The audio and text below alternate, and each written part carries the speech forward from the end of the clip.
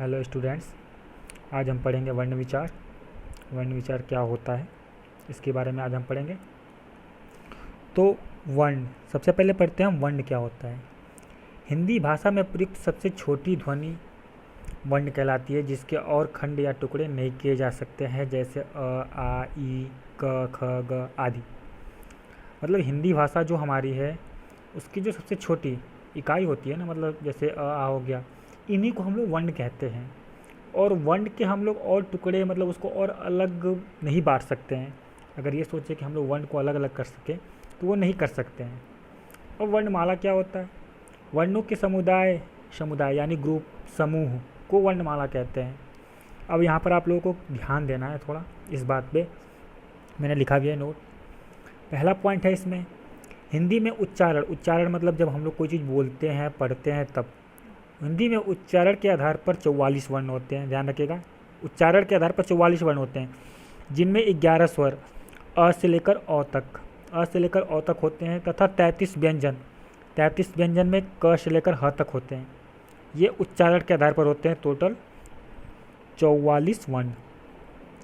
दूसरा पॉइंट है, लेकिन अगर लेखन यानी लिखने के आधार पर देखा जाए तो 52 वर्ण होते हैं। कुल 52 वर्ण होते हैं। इसमें 13 स्वर अयोगवाह को लेकर, 13 स्वर। अयोगवाह क्या होता है आगे आपको मैं बताऊंगा अभी। 35 व्यंजन, 35 व्यंजन में जैसे क से लेकर ह तक टोटल 33 व्यंजन, और ये ड़ और ढ को लेकर के 2 और होंगे तो टोटल हो गए 35 व्यंजन। तथा 4 संयुक्त व्यंजन। संयुक्त व्यंजन मतलब जो दो व्यंजनों के मेल से बना हो। संयुक्त व्यंजन मतलब जो दो व्यंजनों के मेल से बनता है, जैसे क्षत्रिय हो गया, त्र हो गया, ज्ञ हो गया, स्र हो गया। ये सब मिलाकर के 52 वर्ण होते हैं। गिन लीजिए, 33, 35 और 4, टोटल हो जाएगा 52। ठीक है। अब हिंदी वर्णमाला को 2 भागों में बांटा गया है। जो हिंदी वर्णमाला है उसको 2 भाग में, यानी 2 भाग में हम लोग उसको अलग अलग बांटते हैं।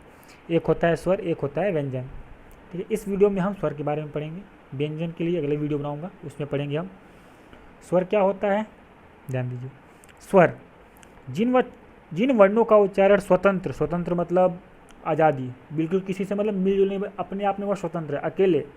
ठीक है, अकेले हैं एक प्रकार से वो, मतलब पूरी तरह से आज़ाद है। उनको ये नहीं कि किसी के साथ जोड़ करके, ठीक है ना, जुड़े हुए हैं किसी से। जिन वर्णों का उच्चारण स्वतंत्र रूप से होता है और जो व्यंजनों के उच्चारण में सहायक होते हैं, वे स्वर कहलाते हैं। सोच लो, देख लो आप लोग, जो व्यंजनों के उच्चारण, जब व्यंजन को हम लोग लिखते हैं तो उनके उच्चारण में हम लोग स्वरों का सहायता लेते हैं। ठीक है, कैसे ये समझाना चाहता हूँ आप लोग को थोड़ा। देखिए, हम लोग कभी भी लिखते हैं तो क को ऐसे लिखते हैं। ठीक है, ऐसे लिखते हैं, मतलब इसमें हमारा क हो गया, ख हो गया, ग हो गया। अगर इसके नीचे हलंत है, ठीक है, इसके नीचे हलंत है तो इसमें स्वर नहीं है।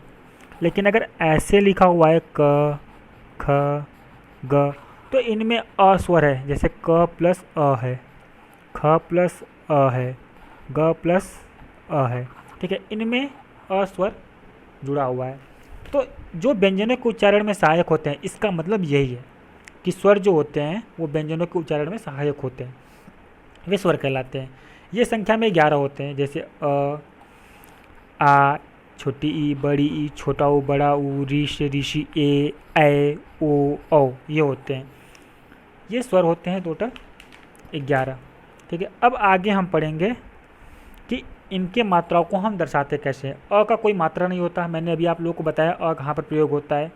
ठीक है, आ की मात्रा को हम ऐसे दर्शाते हैं, छोटी ई की मात्रा को इधर ऐसे, बड़ी ई की मात्रा को ऐसे, बाकी ऊ, बड़ा ऊ, री, ए, ओ, इन लोगों को मात्राओं को मैंने दर्शा रखा है कि कैसे कैसे इन मात्राओं को हम लोग दर्शाते हैं। ये चीज़ आप लोग ध्यान रखिएगा। कई बार हम लोग मात्राओं का मिस्टेक करते हैं कि छोटा ऊ क्या होता है, बड़ा ऊ क्या होता है, छोटी ई क्या होती है, बड़ी ई क्या होती है, ए, ओ, इन सब में थोड़ा हमें कन्फ्यूज़न होता है बोलने में। तो ध्यान रखिए, ये होता है आ, ये छोटी ई, ये बड़ी ई, ये छोटा ऊ, बड़ा ऊ, ये री, ये ए, ये ओ और ये औ होता है। ठीक है। अब इसके आगे स्वर के भेद कितने होते हैं, मतलब कितने प्रकार होते हैं। तो स्वर के 3 प्रकार होते हैं। ठीक है, पहला होता है ह्रस्व स्वर, दूसरा दीर्घ स्वर, तीसरा प्लुत स्वर। ह्रस्व स्वर क्या होता है पढ़ते हैं। ह्रस्व स्वर को हम लोग मूल स्वर भी कहते हैं, ध्यान रखना, इसलिए मैंने मूल स्वर भी लिखा है, ह्रस्व स्वर भी लिखा है। जिन स्वरों के उच्चारण यानी बोलने में कम से कम समय लगता है उन्हें ह्रस्व स्वर कहते हैं। ये 4 होते हैं, जैसे अ ई ऊ री, ये 4 ह्रस्व स्वर होते हैं। इन्हें मूल स्वर भी कहते हैं, याद रखिएगा, ये चारों ह्रस्व स्वर या फिर मूल स्वर के एग्जाम्पल है, ठीक है ना। इन्हीं को चारों को हम लोग ह्रस्व स्वर कहते हैं। अगला है दीर्घ स्वर। दीर्घ स्वर, जिन स्वरों के उच्चारण में ह्रस्व स्वरों से दुगुना समय लगता है उन्हें दीर्घ स्वर कहते हैं। ये संख्या में 7 होते हैं, जैसे आ, बड़ी ई, बड़ा ऊ, ए ओ औ। अब देखो इनको दीर्घ स्वर कैसे कहते हैं। दिया गया है कि जिन स्वरों के उच्चारण में ह्रस्व स्वर, यानी इस ह्रस्व स्वर से दुगुना समय लगेगा। दुगुना समय कैसे लगेगा, यहाँ समझिए। जैसे अ है, ठीक है, और हमने कहा कि ये ह्रस्व स्वर है, ठीक है, और ये दीर्घ स्वर है, दीर्घ स्वर है, ठीक है। दीर्घ स्वर में ह्रस्व स्वर से दुगुना समय लगता है। कैसे, देखो ये अ और अ, देखो ये 1 और ये 2 हो गए, तो इसका दुगुना हो गया, तो इन दोनों को मिलाएंगे तो आ। तो सीधी सीधी बात है, जब डबल हो रहा है तो यानी दुगुना हो रहा है तो दुगुना समय भी लगेगा हमें। इसीलिए कहा गया है कि दीर्घ स्वर जो होता है उनका जब उच्चारण करते हैं तो ह्रस्व स्वरों से दुगुना समय इनके उच्चारण में हमें लगता है। इसी तरह बड़ी ई भी हो गया, तो ये होता है ई प्लस ई से, सॉरी, ई प्लस ई से मिलकर बनता है, ठीक है, ठीक है। इसी तरह ऊ भी है, ऊ भी है, तो ऊ प्लस ऊ से मिलकर बनता है, इसीलिए इसको हम लोग दीर्घ स्वर करते हैं। इनके में ज़्यादा समय लगता है, दुगुना समय लगता है ह्रस्व स्वर से। अब प्लूत स्वर क्या होता है, ठीक है। जिन स्वरों के उच्चारण में दीर्घ स्वरों से अधिक समय लगता है उन्हें प्लूत स्वर कहते हैं, जिनका चिन्ह ये होता है। उदाहरण मैंने नहीं लिखा था, आप लोग ध्यान दीजिएगा, एक बार अपनी कॉपी में उदाहरण लिख लीजिएगा। जैसे हम लोग करते हैं ओम का उच्चारण, तो ओम बोलते हैं तो ऐसे लिखते हैं ओम, ये होता है ओम का। जैसे होता है राम, ठीक है, ठीक है। जब हम लोग मंत्र में ओम का उच्चारण करते हैं तो आप लोगों ने सुना होगा ओम की ध्वनि जो होती है पूरी तरह से बहुत समय लगता है उसको बोलने में। जैसे ओम ऐसे बोला जाता है, ओम डायरेक्ट ऐसे नहीं बोला जाता है, ओम का उच्चारण बिल्कुल ऐसे होता है। तो इनके उच्चारण में जब दीर्घ स्वर और ह्रस्व स्वर से भी ज़्यादा समय लगे तो उसको हम लोग प्लूत स्वर कहते हैं। अब मैंने अभी आप लोग को थोड़ी देर पहले बताया था कि अयोगवा क्या होता है, बताया था कि अयोगवा बताऊंगा। तो अयोगवा देख लीजिए क्या होता है। अयोगवा अनुस्वार, जो ये अ के ऊपर ये बिंदी होती है ना, इसको अनुस्वार कहते हैं, मैंने दिखा भी दिया है। और विसर्ग, विसर्ग जो ये होती है अ के बाद 2 बिंदु, इनको हम लोग कहते हैं विसर्ग। इन्हीं दोनों को हम लोग अयोगवा, इन्हीं दोनों को हम लोग अयोगवा कहते हैं, क्योंकि यह तो ना स्वर है और ये ना ही व्यंजन है, ना ये स्वर है ना व्यंजन है, इसीलिए इनको हम लोग अयोगवा कहा गया, इसलिए इसको हम लोग अयोगवा कहते हैं, ठीक है। तो ध्यान दीजिएगा क्या होता है अयोगवा। प्लूत स्वर, दीर्घ स्वर, ह्रस्व स्वर, व्यंजन।